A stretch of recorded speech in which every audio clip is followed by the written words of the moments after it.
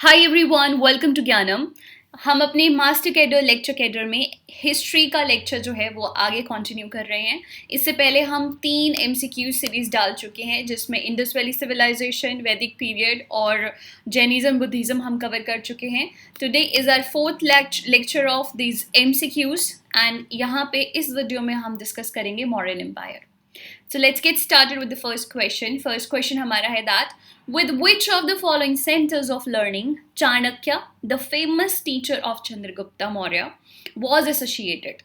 तो इनमें से कौन से लर्निंग सेंटर से चाणक्य, जिनको हम विष्णुगुप्ता भी कहते हैं या कौटिल्य भी कहते हैं, वो कौन से सेंटर से जुड़े हुए थे, सेंटर ऑफ लर्निंग से जुड़े हुए थे? क्या वो तक्षशिला से जुड़े थे, नालंदा से जुड़े थे, विक्रमशिला से जुड़े थे या वैशाली से?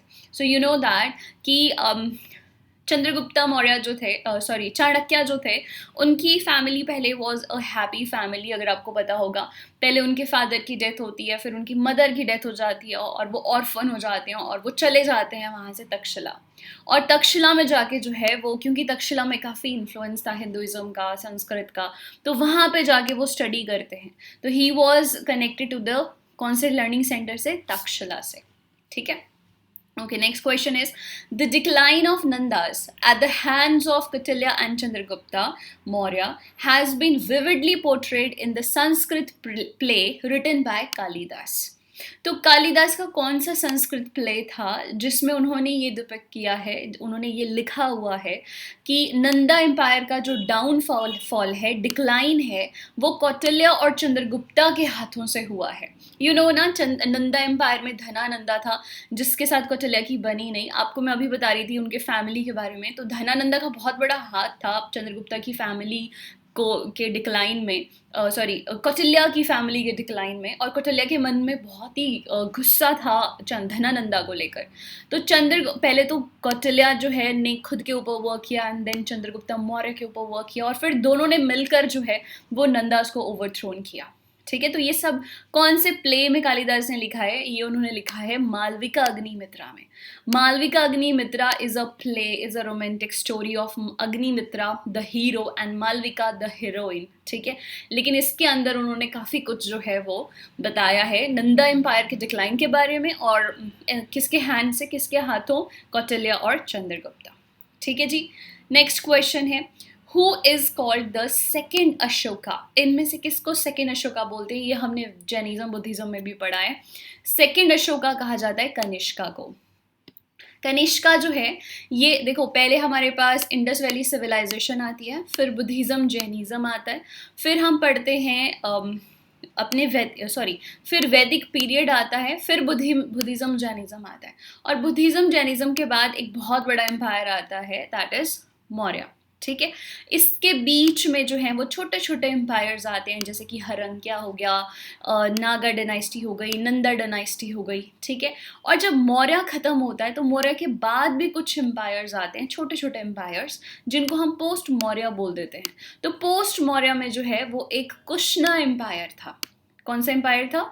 कुशना एम्पायर था। और कुशना एम्पायर का सबसे फेमस किंग था आपका Kanishka.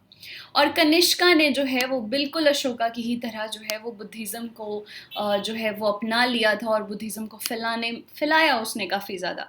And that is why Kanishka is known as second Ashoka, right? ठीक है। और भी बहुत सारे काम किए कनिष्का ने जो हम लेटर ऑन पढ़ेंगे। Who was the author of Kadambari, a great romantic play? तो जो कादम्बरी ग्रेट रोमांटिक प्ले था, इसके जो ऑथर थे दैट वाज बाण भट्टा। ठीक है। आंसर यहाँ पे होगा ए। बाण भट्टा जो थे वो इसके ऑथर थे। और बाण भट्टा ने एक्चुअली ये कंप्लीट नहीं किया था। कहा जाता है कि बाण भट्टा ने ये आधा पूरा किया था, फिर इनके बेटा जो था, इनके सन ने जो है वो आगे इसको कंप्लीट किया। ठीक है। Kadambari. Next is the Mauryan administration was highly, जो मौर्यास का एडमिनिस्ट्रेशन था वो क्या था? हाईली डिसेंट्रलाइज था, ब्यूरोक्रेटिक था, सेंट्रलाइज था या डिस्पोटिक था? कैसा था? डिसेंट्रलाइज किया था उन्होंने या फिर ब्यूरोक्रेटिक कर दिया था या सेंट्रलाइज? तो देखो, ज़्यादातर जो डिसीजंस लिए जाते थे वो सेंटर से लिए जाते थे। बहुत ज़्यादा जो एडमिनिस्ट्रेशन था वो सेंट्रलाइज्ड काइंड ऑफ एडमिनिस्ट्रेशन था। ठीक है, जब भी स्टार्ट होता है कोई एम्पायर तो हमेशा ही सेंट्रलाइजेशन रहती है और काफ़ी लंबे समय तक मॉडर्न एडमिनिस्ट्रेशन में सेंट्रलाइजेशन रही. फाइन, आगे चलते हैं. द ऑथर ऑफ अर्थशास्त्र, वी नो दैट अर्थशास्त्र is a book of economic importance and political importance. दोनों ही चीज़ें इसमें दी थी, इकोनॉमिक सिद्धांत भी और पॉलिटिकल भी. ठीक है, आज के समय पर हम अर्थशास्त्र को ज़्यादातर इकोनॉमिक्स से जोड़ देते हैं, लेकिन उस समय जो ऑथर थे अर्थशास्त्र के, जिन्होंने अर्थशास्त्र द ओरिजिनल बुक लिखी हुई है, उसमें दोनों ही चीज़ें थी, इकोनॉमिक्स भी और पॉलिटिकल भी. ठीक है, सो ये किसने लिखी है? It is written by, was contemporary of, the author of अर्थशास्त्र was contemporary of Chandragupta Maurya. अब ऑथर कौन थे? अर्थशास्त्र के ऑथर थे आपके कौटिल्य. ठीक है, तो कौटिल्य किसके कंटेम्पररी थे? Kautilya was the contemporary of Chandragupta Maurya. ठीक है जी. Which event brought about a profound change in Ashoka's administrative policy? Ashoka पहले काफ़ी क्रूअल हुआ करता था.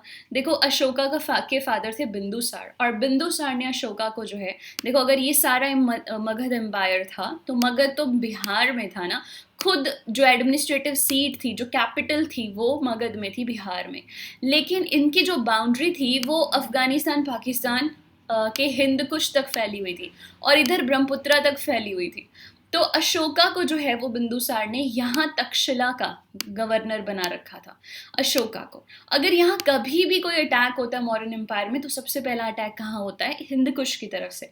तो Ashoka was mostly in the battlefield, तो वो काफ़ी बैटलफील्ड में रह के वो काफ़ी क्रूअल हो गया था.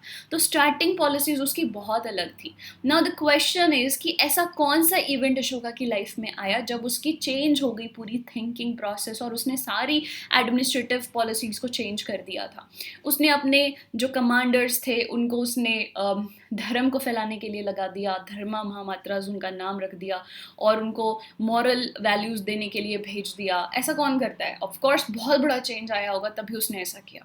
तो ऐसा चेंज अशोका की लाइफ में कब आया था? After Kalinga war, right? Kalinga की जो वॉर हुई थी उसके बाद अशोका की लाइफ में ये बहुत बड़ा चेंज आया था. और ये कलिंगा कहाँ है, कहाँ था उस समय भी? तो दिस वाज द पार्ट जो आज का उड़ीसा है and the upper part of Andhra Pradesh है, ये उस एरिया में एक इंडिपेंडेंट एम्पायर था, छोटा सा इंडिपेंडेंट एम्पायर था. ठीक है, next question. Arrange the following Magadhan dynasties in chronological order. Order one, sorry हाँ, ऑर्डर एक है नंदा. क्रोनोलॉजिकल ऑर्डर में लगाना है हमने नंदास, शिशुनागास, मौर्यास एंड हरंक्यास. तो अगर हम मगध एम्पायर की बात करें, सबसे पहले तो हमारे पास आया हरंक्या. ठीक है, हरंक्या मतलब 4. ठीक है, तो हरंक्या के बाद हमारे पास आए थे Shishunaga, that means second.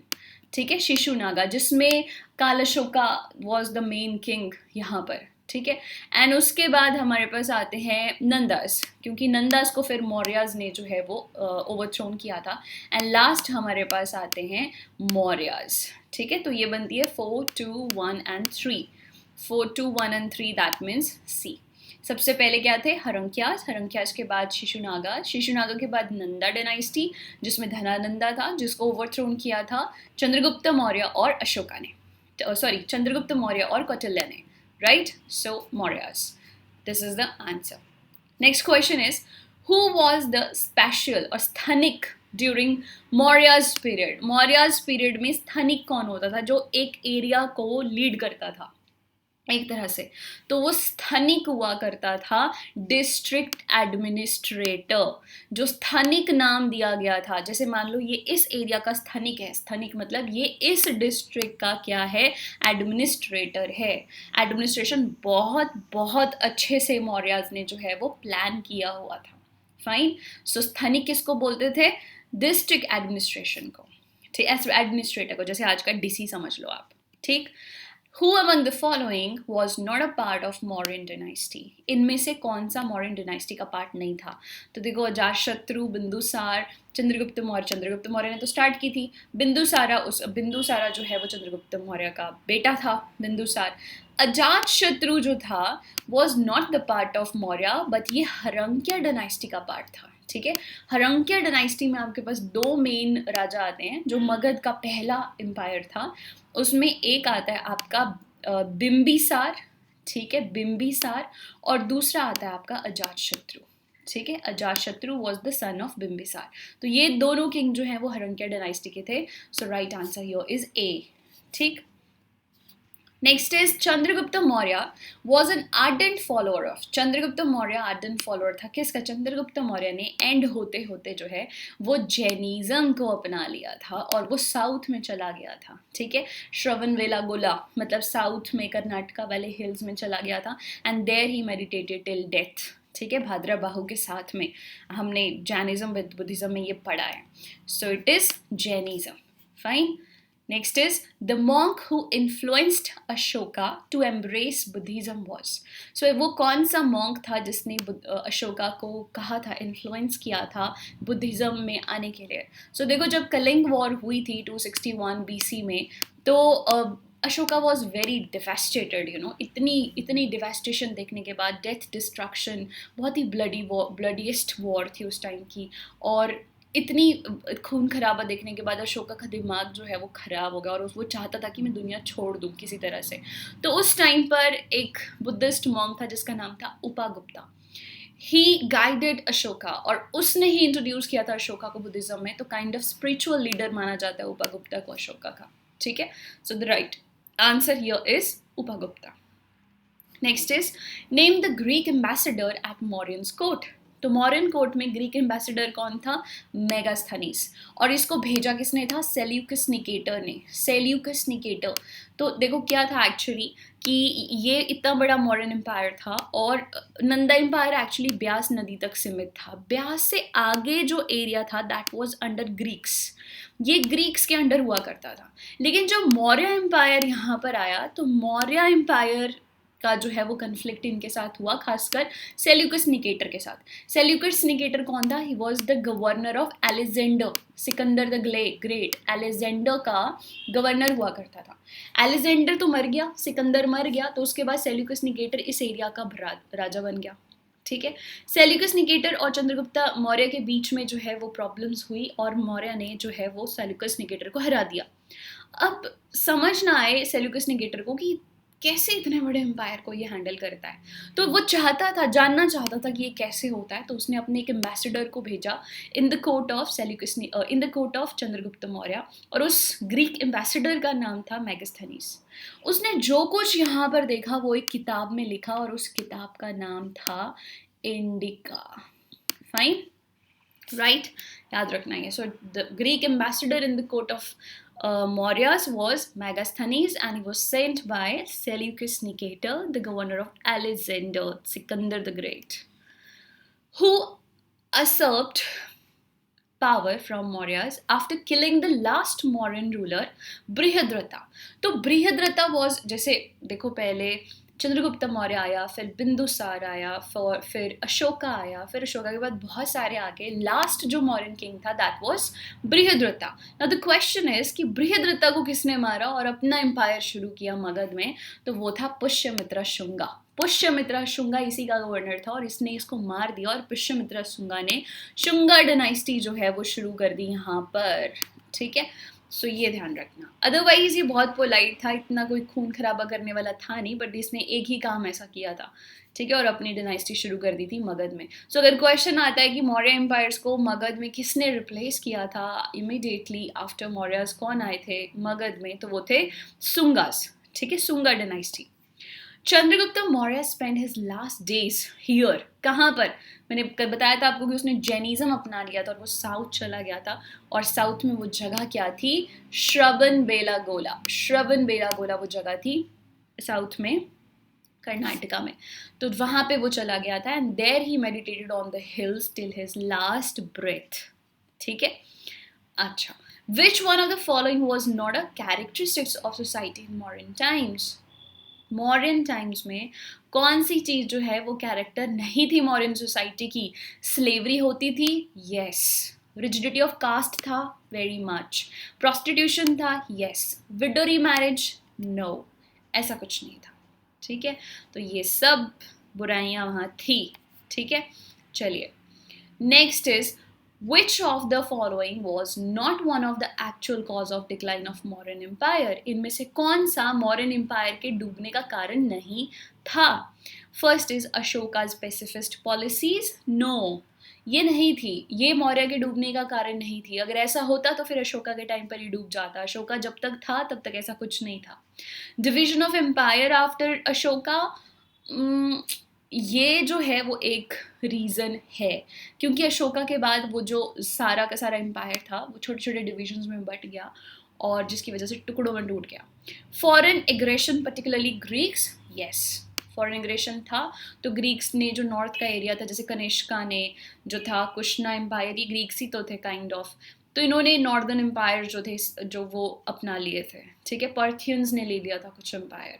Then economic and financial crisis, yes these were the reasons. ठीक है, सो यहाँ पे कौन सा रीज़न नहीं था? The only statement which is not the reason of Maurya's decline is अशोका's pacifist policy. Ashoka की पेसिफिस्ट पॉलिसी के कारण नहीं डूबा. अगर डूबना होता तो अशोका के टाइम पर ही डूब जाता फिर.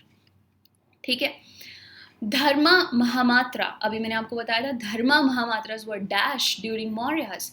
क्या थे ये ऑफिशियल्स थे, अशोका के ऑफिशियल्स थे ये, जिनको बाद में मॉरल वैल्यूज़ को फैलाने के लिए, धर्म को फैलाने के लिए, खासकर मैं कहूँ बुद्धिज़्म को फैलाने के लिए जो है वो अशोका ने यूज़ किया और दूर दूर भेजा. श्रीलंका भेजा, चाइना भेजा, अदर कंट्रीज़ में भेजा, दूर दूर तक. ठीक है, okay. Bindusara sent Ashoka to quell the rebellion in. मैंने आपको बोला था कि बिंदुसार ने अशोका को कहाँ भेजा था. If this was the empire, तो ये तक्षशिला वाला हिस्सा, गांधार वाला हिस्सा जो आज अफगानिस्तान वाला हिस्सा है, वहाँ जो है वो भेजा था हिंद कुश की तरफ को, और वहीं वो ज़्यादातर टाइम में रहा. तो the right answer here is Takshashila. Fine. Next is the Greeks were driven out of India by. Greeks जो थे उनको इंडिया से बाहर पहले किसने भेजा? तो मैंने आपको बोला था कि यहाँ पे जब मौर्य थे तो यहाँ सेल्यूकस निकेटर अलेक्जेंडर का गवर्नर था. तो इसको धकेला, इसको हराया किसने था? चंद्रगुप्त मौर्य ने. तो Chandragupta Maurya was the one जिसने ग्रीक्स को एक्चुअली इंडिया से बाहर पहले धकेला था. ठीक है, और इसने अपना एम्बेसडर इसकी कोर्ट में भेजा था. तो सेल्यूकस निकेटर को हराया था और उसके किंगडम को ले लिया था और अपने किंगडम में मिला लिया था. तो ये सारा पाकिस्तान अफगानिस्तान वाला रीजन जो कि झेलम, इंडस, रावी, चिनाब के आसपास इन्होंने फैला रखा था, वो चंद्रगुप्त मौर्य ने अपने कंट्रोल में ले लिया था.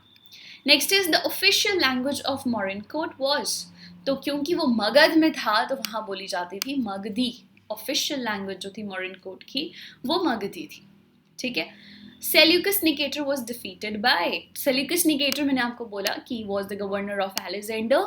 ठीक है, तो उसको किसने डिफीट किया था? ऑफ कोर्स चंद्रगुप्त मौर्य ने किया था. ठीक है, हालांकि इसमें चंद्रगुप्त मौर्य का बहुत बड़ा हाथ नहीं था. सेल्यूकस निकेटर ने खुद ही पंगा लिया था. सेल्यूकस निकेटर ने खुद ही अटैक कर दिया चंद्रगुप्त मौर्य के ऊपर.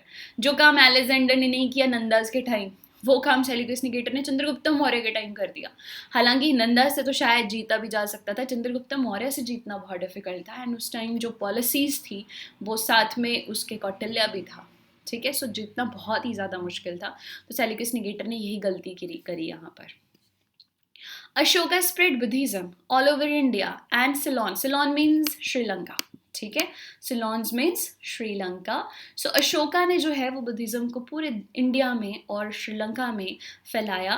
किसके थ्रू? By sending. क्या अभी तो बात की थी हमने, धर्मा महामात्रास. जो उसके ऑफिशियल्स थे, कमांडर्स थे, बड़े ऑफिसर्स थे, उन सबको धर्मा महामात्रास बना दिया और धर्मा महामात्रास को भेज दिया अलग अलग जगह पर कि जाओ और मोरालिटी मतलब जो रिलीजन है उसको फैलाओ. ठीक. Then is in Mauryan dynasty Kalinga war took place in the year. तो कलिंगा वॉर कब हुई थी? 261 BC में कलिंग वॉर हुई थी. And Kalinga again I am telling you that is a place in Orissa और अपर आंध्र प्रदेश, जो कि एक इंडिपेंडेंट स्मॉल किंगडम था जिसको अशोका चाहता था कि भाई ये छोटा सा किंगडम क्यों नहीं है मेरे पास. And that was a port city also. वहाँ पे पोर्ट था, बंदरगाह, तो उसका फ़ायदा भी हो रहा था वहाँ पे. तो उसको लगा बहुत ईजिली मैं इस छोटे से एम्पायर को अपने अंडर कर लूँगा. लेकिन ऐसा हुआ नहीं. वहाँ के जो लोग थे उन्होंने बहुत टफ बैटल दी अशोका को. तो अशोका की तरफ से भी बहुत सारे लोग मारे गए और कलिंगा की तरफ से भी बहुत सारे लोग मारे गए. And that was the reason कि वो बहुत ही ज़्यादा दुखी हुआ था इस वॉर के बाद. Next question is Megasthenes, the ambassador of Seleucus at the Mauryan court in Patliputra, wrote an account of the period in his book. उस बुक का नाम क्या था? तो मेगास्थनीज जो आया था सेल्यूकस निकेटर का एम्बेसडर मौर्य के कोर्ट में, Pataliputra was the capital of Mauryas. So वहाँ पर उसने जो किताब लिखी थी, उसने जो कुछ देखा किंगडम में उसने एक किताब में लिखा, और उस किताब का नाम क्या था? इंडिका. फाइन. ऐसा कहा जाता है कि इंडिका का जो फर्स्ट वॉल्यूम है वो तो डिस्ट्रॉय हो गया, पता नहीं कहाँ गया, फट गया, जल गया, बह गया, लेकिन इसका वॉल्यूम 2 जो है हमारे पास कुछ कुछ चीज़ें उसकी हैं आज भी. Fine. Next is which Mauryan king holds the title of Amritaghata? अमित्र घटा. अमित्र जो दोस्त ना हो, घटा मार दो उसको. तो अमित्र घटा वेरी क्रूअल वर्ड है, जो आपका दोस्त ना बन पाए उसको मार दो. ठीक है, तो मतलब जो दुश्मन है उसको बिल्कुल भी बख्शता नहीं था. तो अमित्र घटा जो था वो था बेसिकली आपका बिंबिसार, चंद्रगुप्त मौर्य, बिंदुसार और अशोका. इन एक्चुअल इनमें से अमृत घटा जो था वो बिंदुसार भी नहीं था, बिंदुसार का बेटा था. ठीक है, सो चलो, सो बिंदुसार जो है वो काइंड ऑफ अमित्र घटा हम लगा सकते हैं कि बिंदुसार जो था वो अमित्र घटा था. वो बिल्कुल भी जो है वो अपने किसी भी दुश्मन को बख्शता नहीं था. ठीक है, फिर भी just let give me 1 second.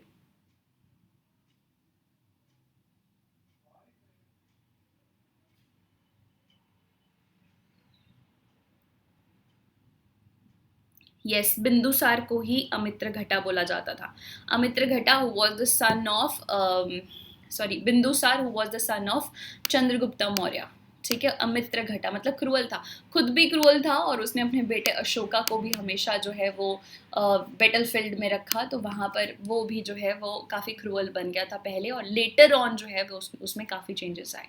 So Bindusara was the अमित्र घटा. इसका दूसरा नाम अमित्र घटा है. Next is Chandragupta Maurya. Chandragupta Maurya, with the help of Chanakya, decided to overthrow the Nandas because क्यों चंद्रगुप्त मौर्य और चाणक्य ने मिलकर जो है वो नंदास को हटाने की कोशिश की? ऐसा क्या था? Chanakya had been humiliated by Nandas. हाँ, ये था रीजन कि नंदास ने उसको ह्यूमिलेट किया था, लेकिन ये रीजन नहीं था ओवरथ्रोन करने का. ठीक है, the Nandas were low born. नहीं, ऐसा भी नहीं था. The Nandas had accumulated a great deal of wealth by extortion and operation of people. ये सिर्फ अकेले चाणक्य को ही उसने ह्यूमिलिएट या प्रॉब्लम क्रिएट नहीं की थी, उसने उस समय बहुत सारे लोगों को दबाया था. आप वेल्थ से लेकर वैसे ही पर्सनल रंजिश तक देखें तो अगर आप नंदास के बारे में पढ़ोगे तो उसने बहुत ख़राब काम किए हैं सोसाइटी में. किसी को बिना मतलब से जेल में डाल देना, फिर उसको मरवा देना, या अपने ही किंगडम की जो वेल्थ है उसको छुपा देना, कहीं जाकर गड्ढे में खोद करके धनानंदा ने डाल दिया और सबको बोला कि देखो पैसे तो बचे ही नहीं है. तो खुद ही राजा जब करप्शन करने लग जाए तो ये बहुत ही बड़ी बात थी. तो इसी चीज़ से जो है वो दुखी होकर उसको जो है वो ओवरथ्रोन किया था. So the reason is extortion and operation of people. ठीक है, okay. Next is done. So these were the questions from Maurya empire. I hope आपको अच्छे लगे होंगे ये क्वेश्चंस. अगर आपका कोई भी डाउट है इन क्वेश्चंस में से, so you can write in the comment section below and will come again with more questions of different topic. Thank you so much. All the best.